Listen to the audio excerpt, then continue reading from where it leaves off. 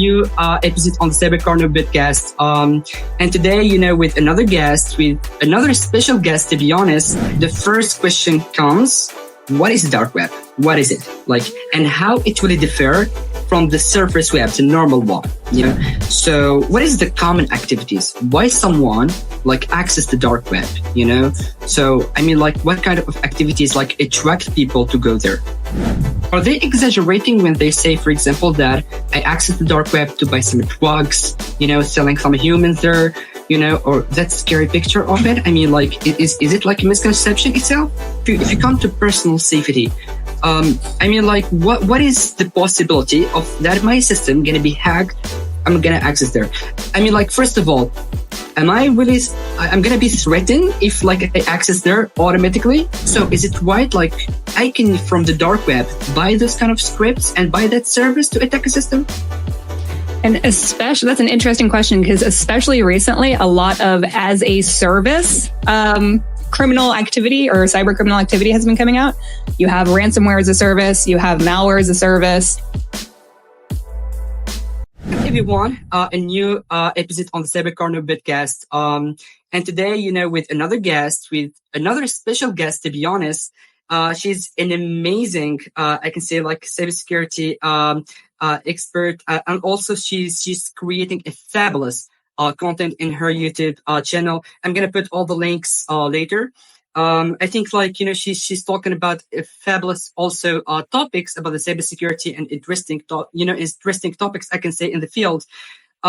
Specifically, I found one of your amazing videos talking about the dark web, and it's so amazing topic. I think that it's not that a new topic, but for beginners, it seems kind of a blurry, And I think that we have to clarify the vision for them about what is the dark web. So that's why I just suggested, to talk about this topic with our amazing guest, Jennifer Funk.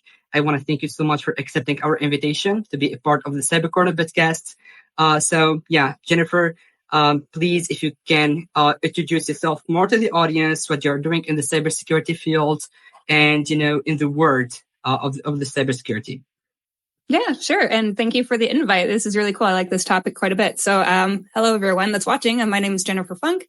I currently work on a cybersecurity security operations team as a threat hunter. So that's the blue team side of the house. My background, back in my cool days, I was in the United States Army as military police. And after that, I went into marketing and business analytics. It was probably around 2020 where I got interested in cybersecurity and a career change. So I started self-study. I got the Sec Plus. I got a couple basic cloud certifications. And the more I got into the topic, the more I became really interested in it. So the more I became interested in it, I figured that there were people out there like me on this journey to get into cybersecurity. So I started a blog. And the blog then morphed into a YouTube channel. So we're just here spreading the good word of cybersecurity. Awesome. That's totally fabulous, So I'm going to leave all the links, for your content later. I think it's so interesting and it's really worth, for the people to check it. It's so amazing. So back to our topic, dark web, right? Mm-hmm. So when we hear about the dark web, for average people, who not really have that kind of knowledge about the IT, technical stuff, dark web sounds like something really blurry, we have to clarify the vision about it. So the first question comes, what is the dark web? What is it? And how it will differ from the surface web, the normal one, Right. Yeah. There's a couple different elements here. And it is funny that you say, it sounds very nefarious. You see it on movies and shows where it's like, oh, the dark web, and it seems super scary. But it's a little bit simpler than that, I think. So let's kind of get into it. So 3 things I think we need to consider. You have the clear web, which is your general websites that are public. You can search them via any usual browser like Chrome or Firefox. And then you have what is often confused with the dark web, but it is not. It is the deep web. And the deep web actually makes up 95% of the entire internet. Deep web is things like your Amazon shopping account or databases, things that aren't publicly accessible to just general users. You can't search these. So that being said, now we have the dark web, which is different and not searchable via regular browsers. You actually need a specialty browser to search the dark web, and that's called the Tor browser. Tor stands for the onion router. And what it does is it encrypts the traffic and sends it through 3 different nodes. So it anonymizes the user. Exactly. Yeah. And that the interactive question, after the people know what is the dark web is, they have that question, how we can access to that. You're talking about a specific browsers, to access, but, we have to talk also what is, I can say, how to protect ourselves. Because, people, when they access there, we talk about a lot of, I can say dangerous things. Maybe you're going to be hacked or something. So, yeah, how we can access it, I can say with a safe way, and how to protect ourselves if you are there. That is going to really depend on the user and their interests in using the dark web. But yeah, there's certainly a lot of activity on the dark web because it is anonymous. It does attract criminal activity, which also means in the cyber world, you're talking, they share malware, there's a lot of phishing and just anything else you can think of. So as a general user, you need to be concerned with, of course, coming across one of these sites and infecting your system. Additionally, when you think about it from a legal perspective, there's information on the dark web that should not be accessed. So as a general user, you want to make sure that ethically you're not accessing information that you do not legally have rights to access. Yeah, exactly. And talking about the activities right now, so what is the common activities? Why someone access the dark web, So, what kind of activities attract people to go there? Well, it can be for a number of reasons. If you're talking about criminal activity, threat actors will sell malware, they'll sell data, they'll use the dark web for communications because, again, like I had mentioned before, it is anonymous. Something else to consider for legitimate uses, though, is who might need private communication. Journalists contacting, their sources. It could use the dark web. You're talking about people that might be in oppressed countries that don't have access to readily available information, might use the dark web to get information. Even domestic violence survivors trying to anonymize their website use could use the dark web. So not only is it used for criminal activity, it's also used for legitimate reasons. Yeah. And absolutely here, I want to just clarify some things because, we know, when people talk about the dark web and their experiences, I don't know, if there is misconceptions, because are they exaggerating when they say, for example, that I access the dark web to buy some drugs, selling some humans there, or that scary picture of it? Is it a misconception itself? I don't necessarily think it's a misconception. I think anytime that there's opportunity given, people are going to take advantage of it. So I'm sure if you knew exactly where to go, you might be able to find these markets where there's crime for sale. Crime for sale is probably a good way to say it. I've heard of, you could buy a hitman, you can buy, drugs, you can buy explicit content that you shouldn't be able to buy. But on the flip side of that, I'm sure that there's, law enforcement offering services to try to catch criminals, so it's kind of probably a little bit more of a complicated situation, but I would say probably not that I've dabbled in these sites, but I'm sure it's there. Yeah, exactly. Because, I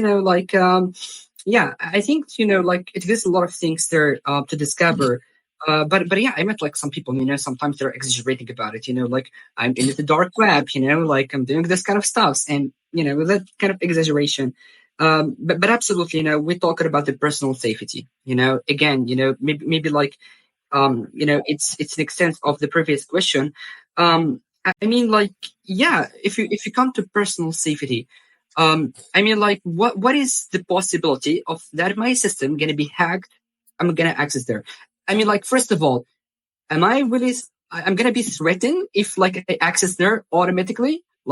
Is it really a risk to access there, first of all? And I can see how I can protect myself, my personal or my individual, computer, if I'm going to access there and doing some activities, first of all, is it the idea of accessing there, make me really in a risk? And if yes, how I can protect myself? when it comes to risk in the dark web, something that you can do to risk in accessing the dark web, what you can do is make sure that when you're surfing the dark web, it's not frivolously. The dark web doesn't have really browsing features. You have to kind of know where you're going. The addresses are really long strings of numbers and letters that are at the end of .onion. So you have to know where you're going before you go there. And you can find some of these on the general, clear web, researchers have shared it and whatever. But don't do your research first. Do your research of where you're going to be surfing around the dark web before you actually go there would be a big safety concern and something that users should do if they're going to be playing with it. Exactly. And, coming to the point, like from where you get those kind of addresses, or your specific destination, is there like specific, I can say resources to get this kind of addresses? Like how I can search, for that? I don't want to say there are any legitimate sources and send you off to the dark web. But there are wiki pages, there are bloggers, there are researchers that have their own websites that do share some of this information. And I would just say, do the work. If you really want to use somebody's information and the site that they've recommended, go do a little bit of research on this person. How much are they sharing in the community that you can really trust that they're sending you somewhere that's not going to, land malware on your computer? Yeah, exactly. Another question, to be honest, this is, I got, actually like from a lot of people in my community and even like they are saying, okay, when we are making, like some hacking, tricks, or when we have some attacks, is it really right that we can buy a script, a specific script that I can say it's like a service, like, we buy a specific script because what we find, like if you're talking about the pen testing, right? We found that some pen testers, they are reaching, I can say like a level of attacking a system, or they are making a pen testing on.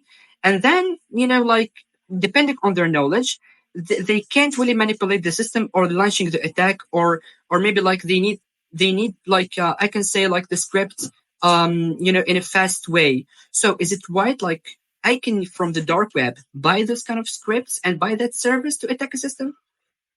And especially, that's an interesting question, because especially recently, a lot of as a service criminal activity or cyber criminal activity has been coming out. You have ransomware as a service, you have malware as a service. So yes, you can go and purchase these things off of threat actor marketplaces on the dark web. Oh, yeah, exactly. This is really interesting, like if maybe it really boosts, I can say, the hacking methodology, Yeah. Yeah. And talking here, okay, now I can say like we access the dark web, whatever. It depends the intention. But what, some question like really I got asking about, are there, I can say like any legitimate use of the dark web? I mean, like, is it, I can say like it's an obligation that when I got, I go to the dark web that I'm going to make some illegal activities, or, maybe I'm going to go there and, maybe searching for some resources, doing something legal, So is there like any legitimate things that I can do there? Yeah, and I think that I had briefly touched on it a little bit earlier, but the dark web is a platform that can keep users anonymous. So anytime that you're thinking about somebody that for either communication or safety reasons might need to access the internet anonymously, then yes, absolutely. The Tor browser to access the dark web can anonymize those users. You think about journalists that want to communicate and get information out, but somebody that might not want to be identified when speaking to a journalist using the dark web might help them anonymize that communication a little bit. And again, people that live in oppressive countries that don't have access to news sites might be able to access those news sites from the dark web because it's anonymized traffic. There's a dark web Facebook page. You can access Facebook from the dark web. So it's not all doom and gloom. There are actually legitimate sources as well. Yeah, exactly. So talking here right now about some specific services. So talking about, for example, cryptocurrency, right? So first of all, can you explain like briefly what is a cryptocurrency is, for the audience? And briefly, kind of. I know, like, cryptocurrency is like a huge topic, but what is it? if someone doesn't know anything about it, so how we can describe the cryptocurrency? Right. So, I mean, sure. It's almost like buying play money, like digital money, if that makes sense. So you would use your legitimate monetary resources to buy cryptocurrency, such as Bitcoin, being one of the most popular that I'm sure even a general user has heard of. You purchase the Bitcoin, and then you're able to make purchases anonymously that's not tied back to, say, your bank account or your name or anything like that. So it's a way to make monetary transactions online without your identity being tied to it. Yeah, exactly. That's it. Amazing explanation, by the way. So, and now, link it, that explanation with that question. So how do transactions typically occur in the dark web? So, and, here we talk about how they can occur anonymously, So what is the technique behind it, if you can explain it? I'm picking up what you're putting down.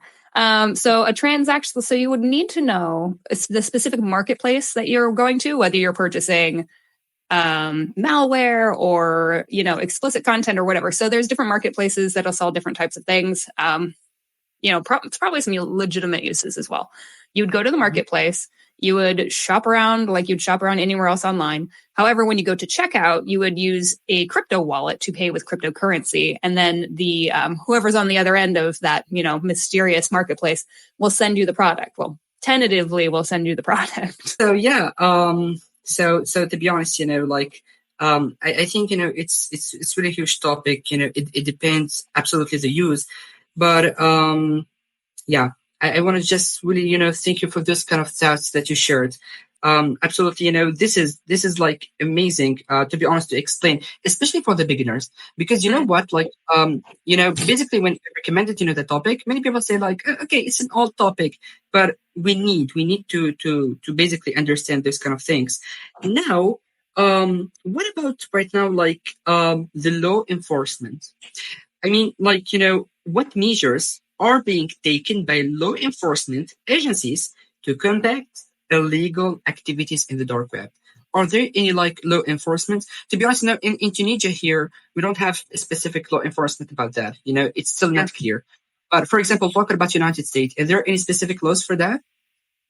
I think that is going to come back down to, and it depends. I don't think that there is a specific use case to shut down the dark web by any means, or go after anything specifically, unless there are resources and the reward on the other end of that makes sense. Like a good example of this is in 2013, the FBI set up a operation to take down the Silk Road, which was a marketplace known for a lot of illegal activity. But you got to imagine the time and resources it would have taken to get those task forces together would have been incredibly expensive. So at the time for that task, it was worth, the resources and spending to take down that site. But I don't think that unless it's a specific situation, there are active forces out there. There might be, but that's not something I'm aware of.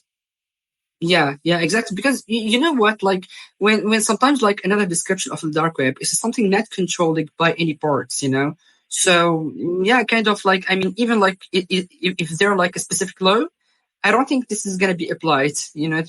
So it's really makes sense. So dear Jennifer, I want to thank you so much. It's an amazing conversation, and absolutely in each kind of a short podcast, we are just finishing by this question. Since your background is so interesting, from the army to cybersecurity, it's so inspiring. What the advice? Would you give to someone who is, passionate and I can say, going to cybersecurity field and make that, I can say, conversion, of from something to another? A whole handful of things, actually. If you're just coming into the world of cybersecurity and you're thinking about it as a career path for you, first off, a lot of there are skills that you probably have from your past work history or your past experiences that could apply to cybersecurity. So don't feel so daunted or, unsure yet. You can absolutely get into it if you'd like to.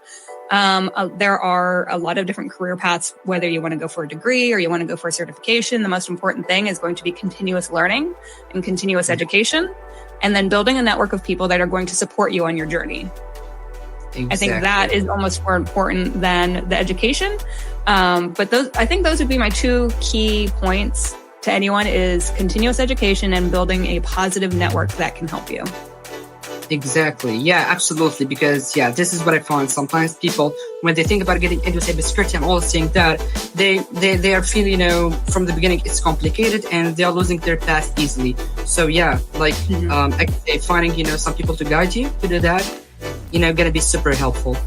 Dear Jennifer, thank you so much for those minutes. It's totally a pleasure to have you in this podcast. I hope that we're going to have you again. To be honest, your background is amazing. And I'm sure that talking about another, topics going to be super interesting. Thank you so much again. And I hope just to have you in another podcast. Thank you so much for all the thoughts. Of course. Thank you so much for the invite. And I'll see you again sometime soon.